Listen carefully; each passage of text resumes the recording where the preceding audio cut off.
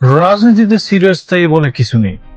তার প্রমাণ মিলেছে বিএনপির ভারপ্রাপ্ত চেয়ারম্যান তারেক রহমানের স্বদেশ প্রত্যাবর্তনের মধ্য দিয়ে। দীর্ঘ প্রবাস জীবন শেষে দেশে ফিরে তিনি যেমন রাজকীয় সংবর্ধনা পেয়েছেন, তেমনি প্রতিবেশী দেশে ভারতের কাছ থেকেও পেয়েছেন অভাবনীয় স্বীকৃতি। কিন্তু প্রশ্ন উঠেছে, তারেক রহমান এই প্রত্যাবর্তন কি বাংলাদেশের রাজনীতিতে আওয়ামী লীগের পুনর্বাসনের পথ প্রশস্ত করবে নাকি সংকীর্ণ করবে? তারেক রহমানের দেশে ফেরার পেছনে অন্যতম আলোচিত শর্ত ছিল একটি অন্তর্ভুক্তিমূলক রাজনৈতিক পরিবেশ সৃষ্টি করা।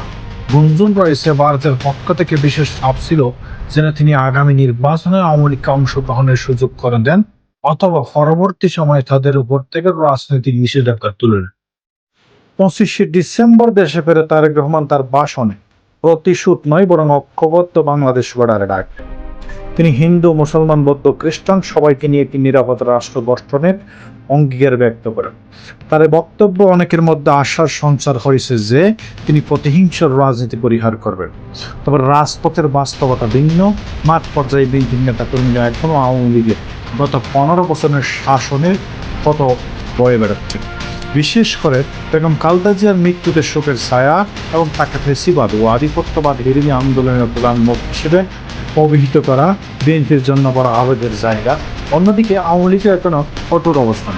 সাবেক প্রধানমন্ত্রী শেখ হাসিনা তারেক রহমানের বিরুদ্ধে 21শে আগস্ট বিমানের হামলার জড়িত থাকার অভিযোগ পুনরায় স্মরণ করে দিয়েছে। বেগম খালেদা জিয়ার জানা যায় বিএনপি নেতা নজরুল ইসলাম কান্তার বক্তব্য স্পষ্ট করছেন যে খালেদা জিয়াকে কারাগারে রেখে মৃত্যুর দিকে ঠেলে দেওয়ার জন্য তারা আওয়ামী লীগ সরকারকে দায়ী করে। এই তীব্র তিক্ততার মাঝে দুদলের মধ্যে কোনো রাজনৈতিক সম্ভব কিনা তা নিয়ে বিশ্লেষকদের মনে গভীর সংশয় রয়েছে। তবে রাজনীতিতে দাবার গুটি কখন কোন দিকে পাল্টাবে তা বলা মুশকিল। তারেক রহমানকে ভবিষ্যতের প্রধানমন্ত্রী হওয়ার সম্ভাবনা এবং ভারতের স্পষ্ট সমর্থন বাংলাদেশের রাজনীতিতে নতুন এক সমীকরণ তৈরি করছে। তবে শেষ পর্যন্ত বিএনপি কি আওয়ামী লীগকে রাজনীতির ময়দানে ছাড় দেবে নাকি সংঘাতময় দ্বিদলীয় রাজনীতিতে নতুন মোড় দেবে তা সময় বলে দেবে।